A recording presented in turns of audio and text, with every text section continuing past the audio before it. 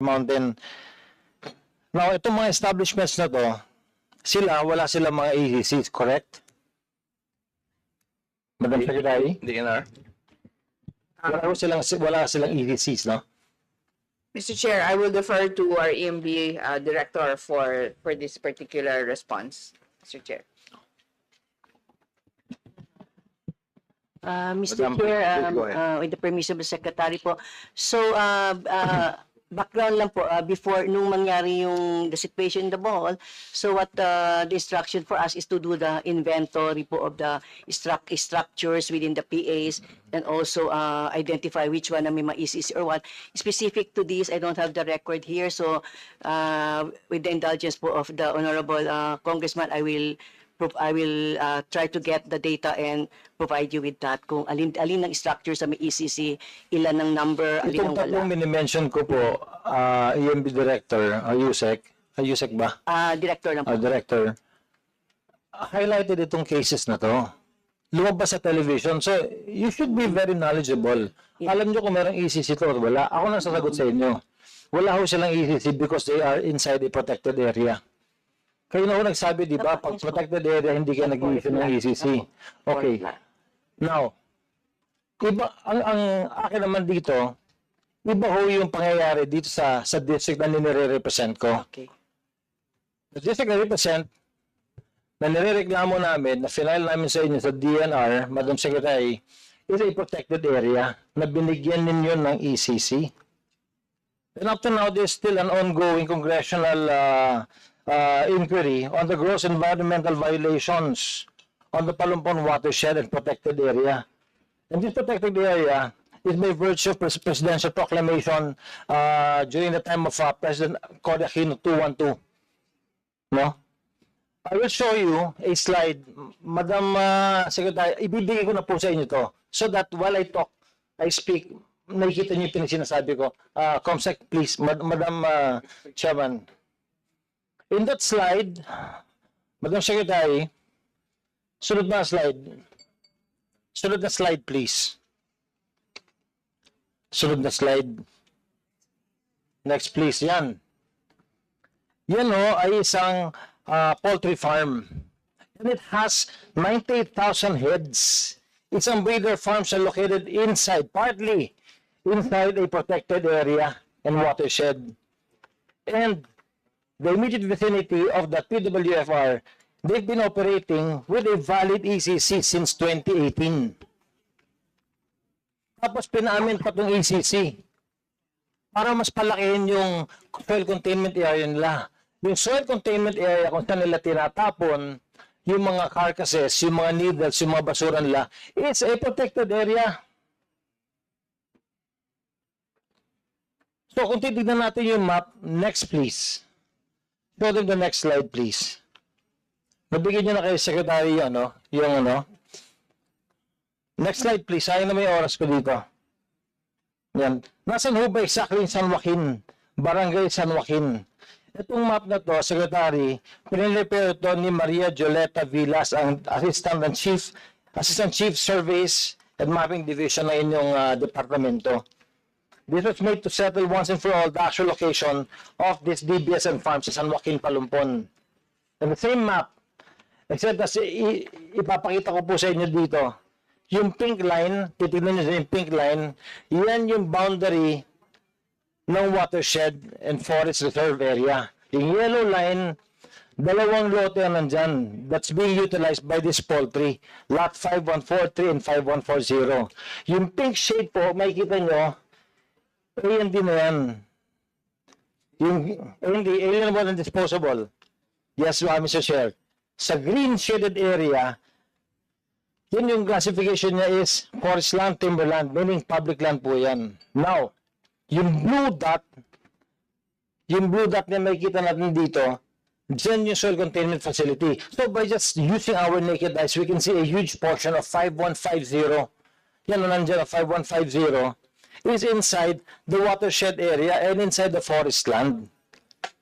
Automatic po yan, Madam Secretary, these are violations against the revised Forestry Code and the NIPAS and the E-NIPAS Act.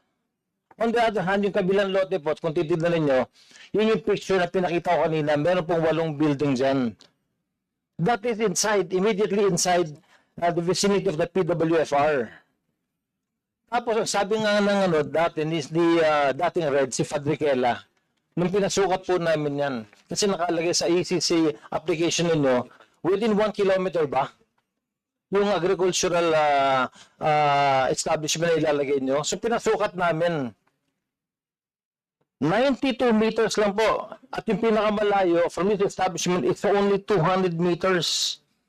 It is well within the 1 kilometer radius indicated po dun sa ACC application ninyo.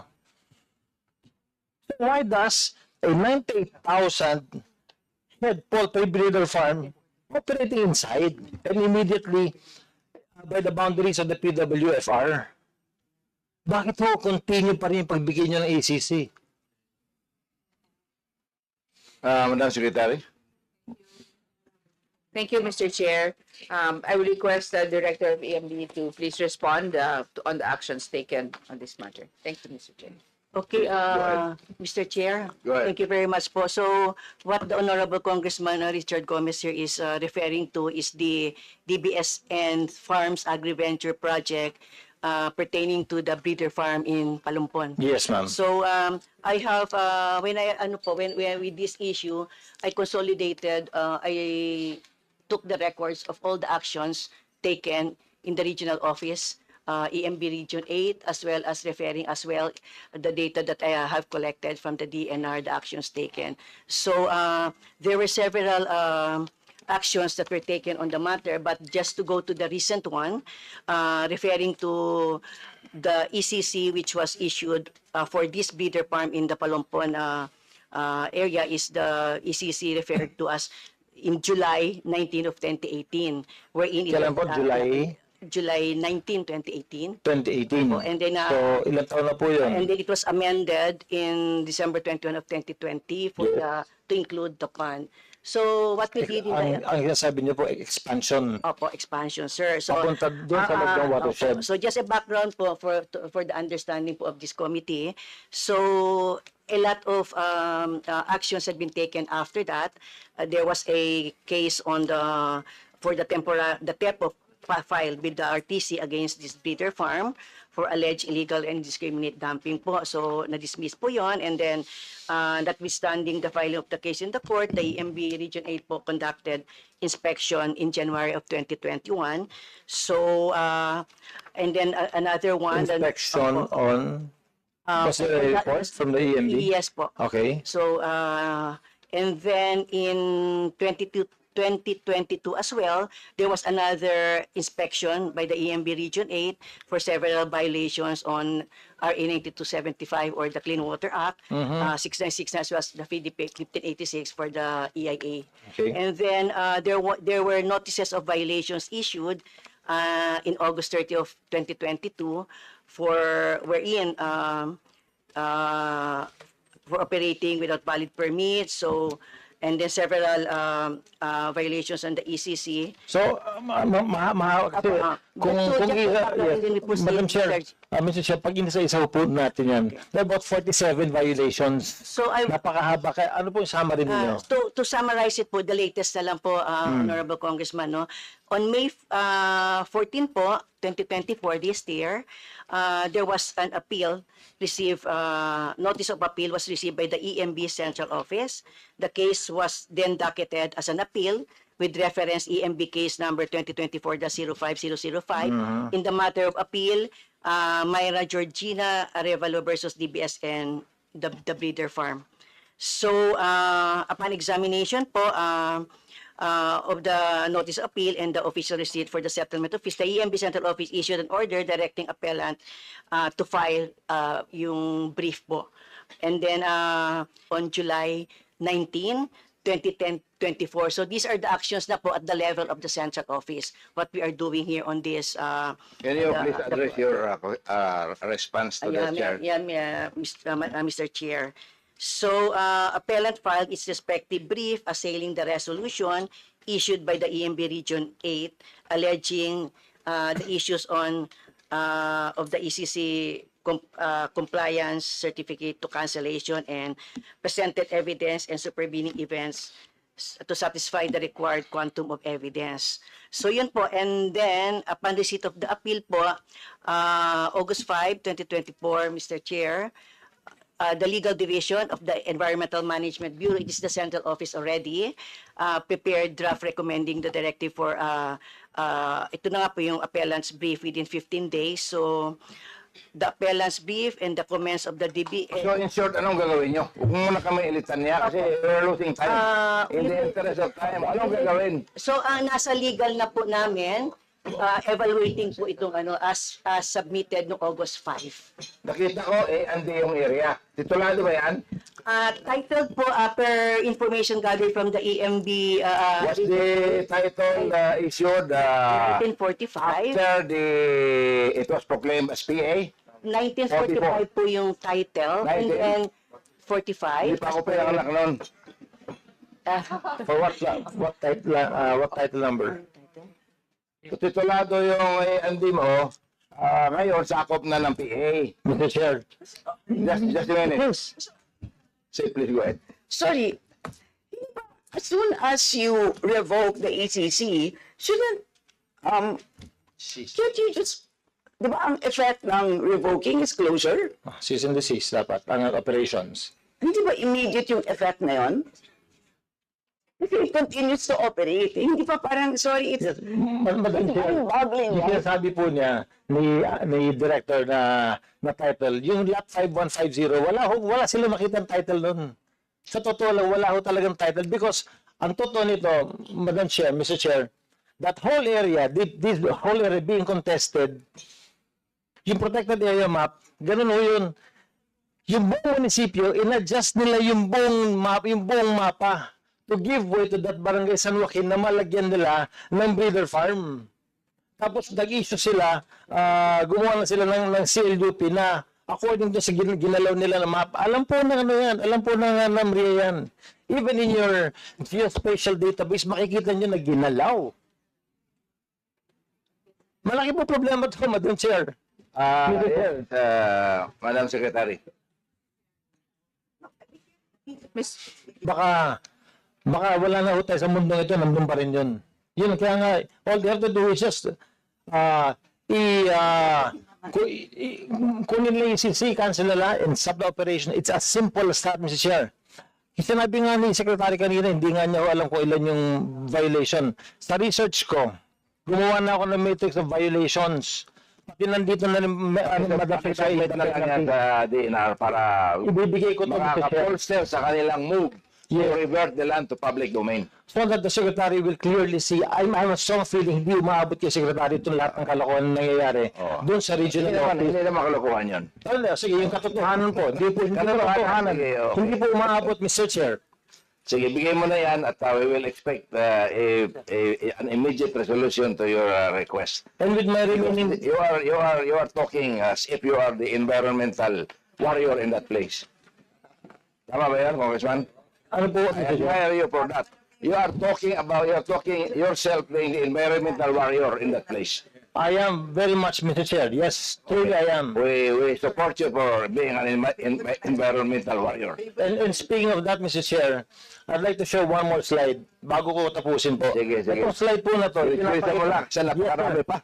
Ito, ipapakita ko po sa inyo na kami po ay binigyan ng korte, no? Na magbungkal dun sa protected area, dun sa watershed. Na totoo yung sinasabi namin. Ito, Madam Chair, take a look at the pictures, take a look at the monitor. Ito was pinpointed by the residents of that place. Sila ho nagtatrabaho sa DBSN. Sinabi nila na nung driver sila ng truck ng DBSN, yung mga carcass ng manok, tinatapon nila doon sa loob ng watershed. Doon nila tinatapon sa loob ng protected area. The court allowed the regional office to excavate in at least 18 holes. Mr. Chair, isa pa lang ho yung binubuksan namin dyan. Andyan, no? And before all of this happened, Mr. Chair, para lang alam mo ninyo yung scenario, hinarang to ng local government unit, yung mga tao nila, yung mga guns sila nakaharang sa kalsada. In fact, the DILG had to send over 100 police persons para lang makapasok yung regional office. What's the pollution? Pollution, ito, Mr. Chair. The chickens are supposed to be biodegradable. When you bury biodegradable items in the soil, it becomes part of the soil. Correct, that is just one of them. And there is no pollution. No, Mr. Chair. That is wrong, Mr. Chair. I will say that is wrong, Mr. Chair. Ano pa ang Because under the law, bury nila doon? you cannot throw anything, you cannot dump anything in a protected area, in a watershed area. Whether it is biodegradable or non-biodegradable, you cannot do that. Aside from the chicken, Mr. Chair, meron na ilan na mga Chicken away. feet, including chicken feet. Including chicken feet. Yes, Mr. Chair. At saka, Mr. Chair, alam niyo ba kung ano pa nakita namin no, sa isang hukay, ho? Yung mga expired na mga canned goods na pangyulanda na dapat ibinigay sa tao, tinago nila, tinapon nila dyan. Kaya napakabaho po niyan. Yung makita niyo yung butas na yan, it really shows that this is a watershed area. Kasi yung watershed area, talaga may tubig sa ilalim yan para maintindihan ng maraming tao. That is why it is protected. Yung back home, Mrs. Chair, wala pa 2 meters, may tubig na kagad at napakaitim. Because of all the garbage that was thrown in that area. I'm sorry, but your time is up. Just please wind up, please.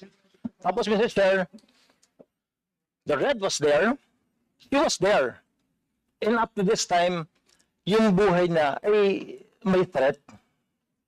Dahil na sa mga oppressors, sa mga offenders na to. And during that time, nung nag-excavate, conveniently, nag-leave yung EMB director. Wala ho siya doon.